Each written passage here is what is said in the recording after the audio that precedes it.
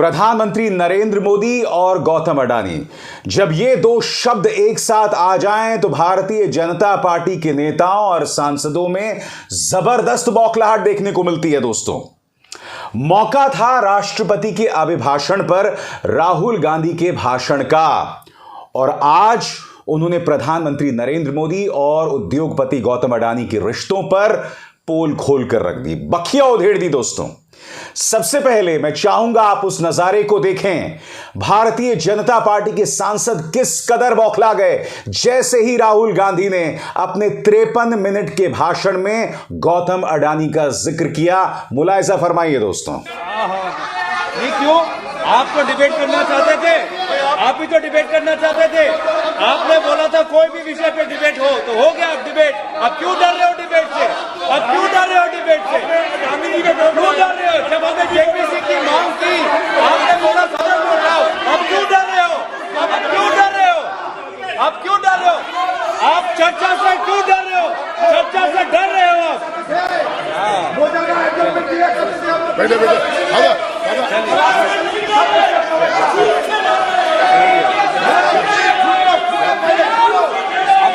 अब सुनना पड़ेगा, अब सुनना पड़ेगा,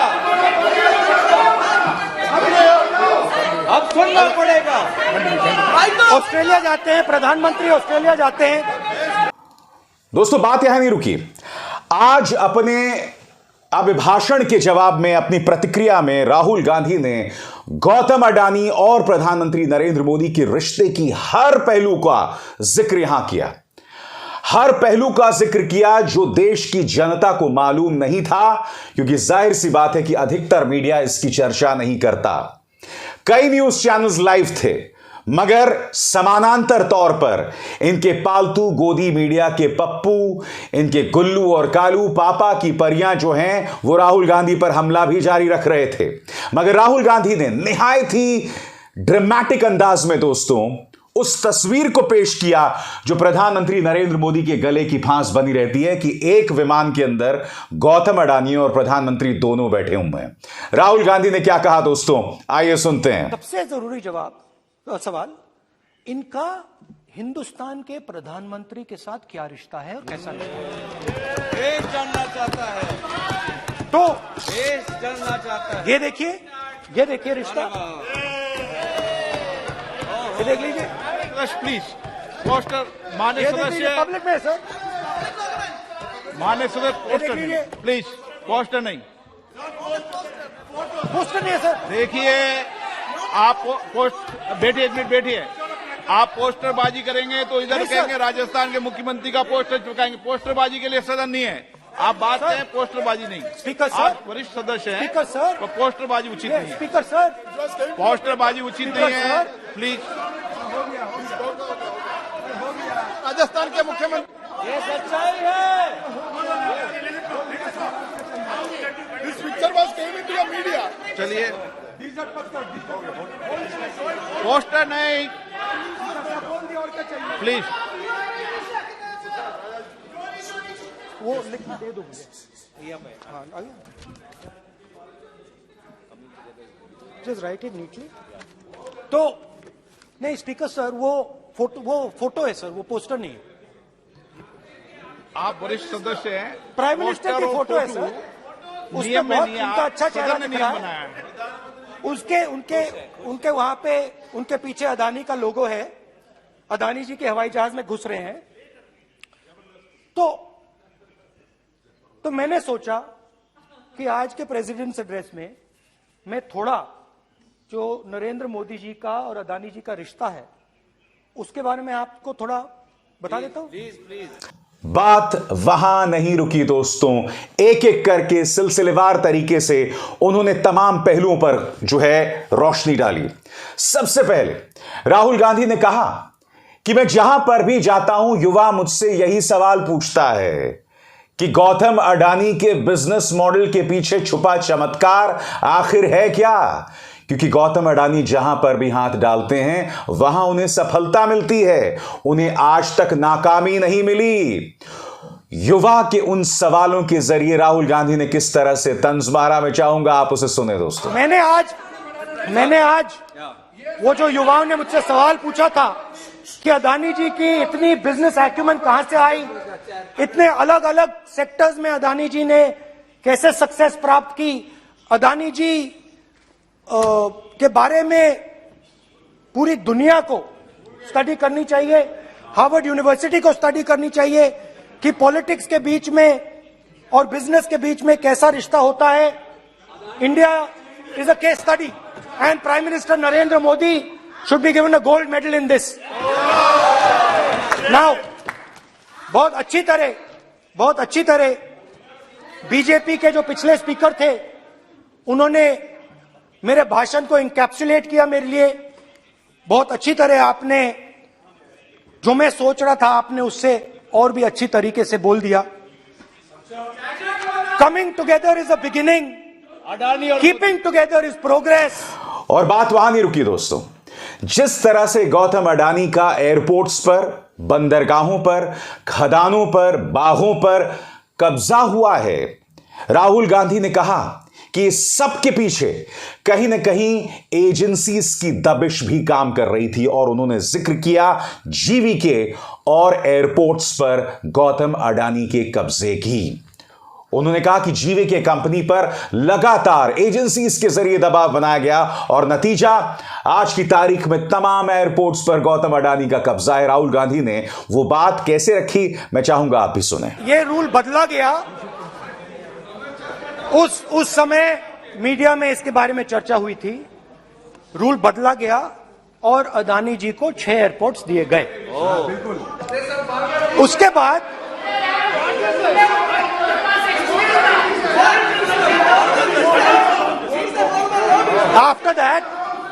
after that India's most strategic profitable airport, Mumbai airport, was taken away by GVK, hijacked by using the agencies. The agencies को CBI, ED का प्रयोग कर GVK पर दबाव डालकर हिंदुस्तान की सरकार ने उस एयरपोर्ट को अदानी जी के हाथों में कर दिया। सच है। रिजल्ट क्या आया?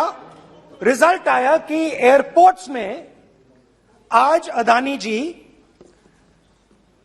24% हिंदुस्तान की एयर ट्रैफिक को अपने एयरपोर्ट से निकालते हैं और 31% एयर फ्रेट उनके एयरपोर्ट्स में से निकलता है।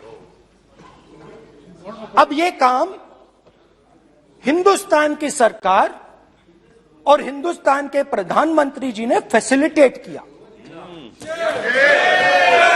तो बताइए, बोलिए विधि मंत्री। और ये जो सर ये हाउस में सर ये बोल रहे हैं तुमको ज्ञान बांट रहे हो, बैठ जाओ। सर ये यहाँ बहुत, मगर बात यहां नहीं रुकी। उन्होंने एक निहायत ही संवेदनशील मुद्दे को छुआ, वो है राष्ट्रीय सुरक्षा। उनका यह कहना था कि गौतम अडानी के भाई पर मनी लॉन्ड्रिंग का आरोप लग रहा है। यह भी आरोप लग रहा है कि उन्होंने विदेशी जमीन पर फर्जी कंपनियां बनाई। उन कंपनियों के जरिए वो पैसा जो है भारत आता है और ऐसे व्यक्ति के हाथ में कई अहम डिफेंस कॉन्ट्रैक्ट्स भी दिए गए हैं। जो ये तमाम आरोप लग रहे हैं, इनकी जांच करना तो बहुत दूर की बात, कई संवेदनशील और सेंसिटिव कॉन्ट्रैक्ट्स बगैर तजुर्बे के गौतम अडानी को दे दिए गए। सुनिए डिफेंस वाले मामले पर उन्होंने क्या कहा। अब डिफेंस में अदानी जी का कोई एक्सपीरियंस नहीं था, जीरो एक्सपीरियंस। कल मैंने प्रधानमंत्री को HAL में देखा। प्रधानमंत्री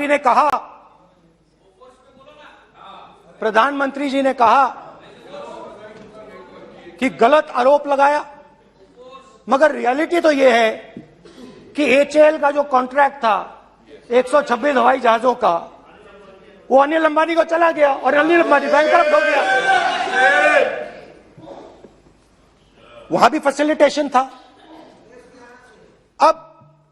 अब देखिए, और ये जो फ्यूचर एंटरप्रेन्योर्स हैं, जो बिजनेस स्कूल हैं, हार्वर्ड यूनिवर्सिटी जैसे स्कूल हैं, इनको इसका केस स्टडी, इसकी केस स्टडी बनानी चाहिए, शायद बने।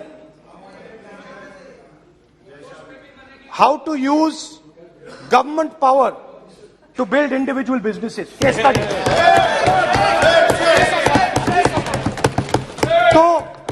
तो अब देखिए, अदानी जी की डिफेंस में इंटरेस्ट देखिए।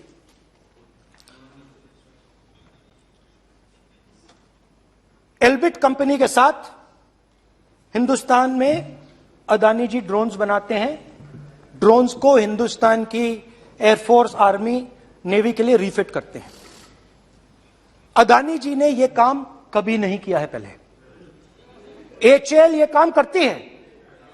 हिंदुस्तान में और भी कंपनीज हैं जो ये काम करती हैं, मगर प्रधानमंत्री जी इजराइल जाते हैं और उसके एकदम बाद अदानी जी को ये कॉन्ट्रैक्ट मिल जाता है, मगर एक नहीं मिलता। ये मत सोचिए कि ये सिर्फ एक कंपनी की बात हो रही है, ये इंडस्ट्रीज की बात होती है यहां पे। जैसे मैंने आपको दिखाया, एयरपोर्ट का पूरा सिस्टम उठा के ले गए, 30% मार्केट शेयर एयरपोर्ट में ले गए, वैसे ही डिफेंस में करा। दोस्तों, आज ये तमाम सवालात थे जिनके जवाब भारतीय जनता पार्टी के पास नहीं थे।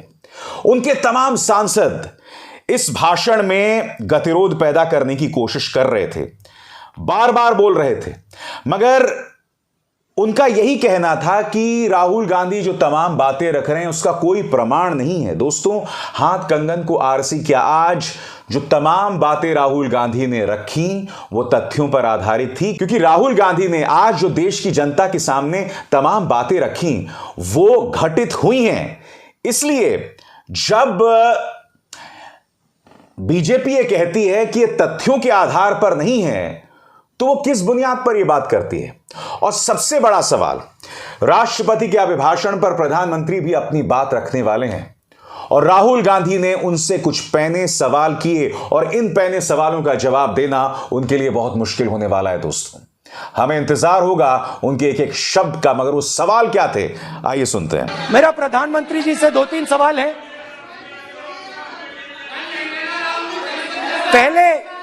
पहले अदानी जी के हवाई जहाज में मोदी जी जाते थे, अब मोदी जी के हवाई जहाज में अदानी जी जाते हैं। पहले लोकल मामला था, फिर नेशनल मामला हो गया, उसके बाद इंटरनेशनल मामला हो गया। अदानी जी के लिए बोरिस जॉनसन का बेटा काम करता है, आपको पता नहीं मालूम है या नहीं मालूम? भाई सॉरी, नहीं बेटा भी, भाई काम करता है। तो ये मामला पहले गुजरात का मामला था, फिर ये हिंदुस्तान का मामला हुआ, अब ये इंटरनेशनल मामला हो गया है। तो मेरा सवाल प्रधानमंत्री जी से, और सिंपल सवाल है, प्रधानमंत्री जी आपकी फॉरेन ट्रिप्स पे अदानी जी और आप कितनी बार एक साथ गए? Adani ji, how many times did you travel together with Adani ji? How many times did Adani ji join you later on a visit? How many times did Adani ji travel to a country immediately after you did? Good question. And in how many of these countries after you visited did Adani ji get a contract? Good question. Also an important question, जरूरी सवाल, अदानी जी ने BJP को पिछले 20 साल में कितने पैसे दिए हैं?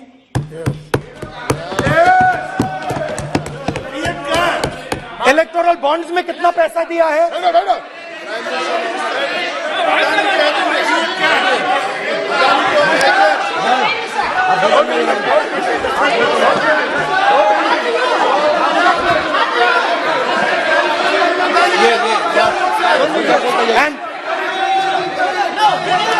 मैंने आपको कार्यक्रम में यह भी बताया था कि राहुल गांधी ने राष्ट्रीय सुरक्षा का मुद्दा भी उठाया, क्योंकि आप जानते हैं कि राष्ट्रीय सुरक्षा का मुद्दा और इस पर भाजपा जो है वो अक्सर राजनीति करती है। उनका यह कहना था कि गौतम अडानी के भाई पर यह आरोप है कि उन्होंने विदेशी जमीन पर फर्जी कंपनियां यानी शेल कंपनीज बनाई।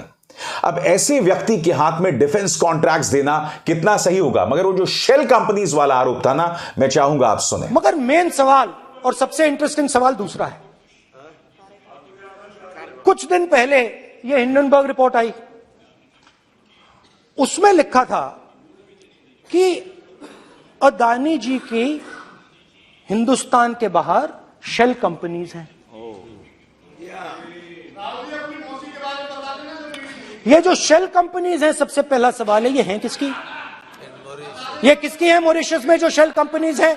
और ये जो हजारों करोड़ रुपया ये शेल कंपनीज हिंदुस्तान में भेज रही हैं, ये किसका पैसा है?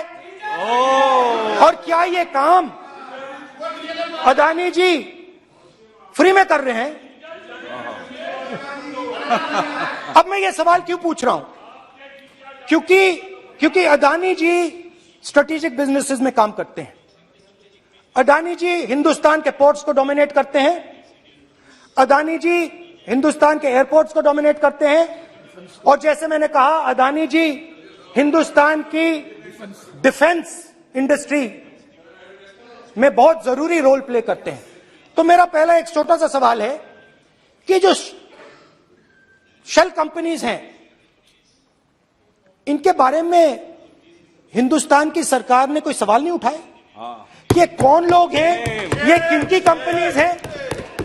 ये स्ट्रेटेजिक मामला है, पोर्ट्स का मामला है, एयरपोर्ट्स का मामला है, डिफेंस का मामला है, और जो कंपनी इन स्ट्रेटेजिक एरियाज में काम कर रही है उनके बारे में आपको मालूम ही नहीं।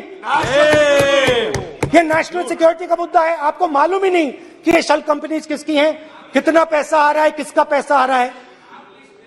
तो एक बहुत बड़ा सवाल है, ये पैसा किसका है, ये शेल कंपनीज किसकी हैं, और ये हिंदुस्तान की सरकार की जिम्मेदारी है ये पता लगाना ये किसकी शेल कंपनीज हैं और ये किसका पैसा अंदर आ रहा है। तो यकीनन दोस्तों, राहुल गांधी ने आज गौतम अडानी के मुद्दे पर पूरी तरह से पोल खोल कर रख दी। मगर आपने एक बात पर गौर किया होगा, राहुल गांधी का भाषण और प्रधानमंत्री पूरी तरह से नदारद। बड़ा प्रश्न यहां पर यह है कि प्रधानमंत्री इस वक्त कहां थे? आखिर प्रधानमंत्री संसद में क्यों नहीं आते जब नेता, विपक्ष का एक अहम नेता जो है वो भाषण दे रहा हो? तो आखिर इस मुद्दे से क्यों बचते हैं प्रधानमंत्री नरेंद्र मोदी?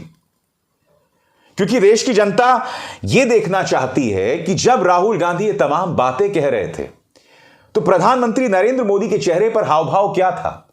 मैं जानता हूं कि वो अपने कमरे में बैठकर उनके भाषण की एक एक चीज को सुन रहे थे, नोट्स ले रहे थे, क्योंकि उन्हें इन्हीं बातों का जवाब देना है। हमने रविशंकर प्रसाद के चेहरे पर बौखलाहट देखी।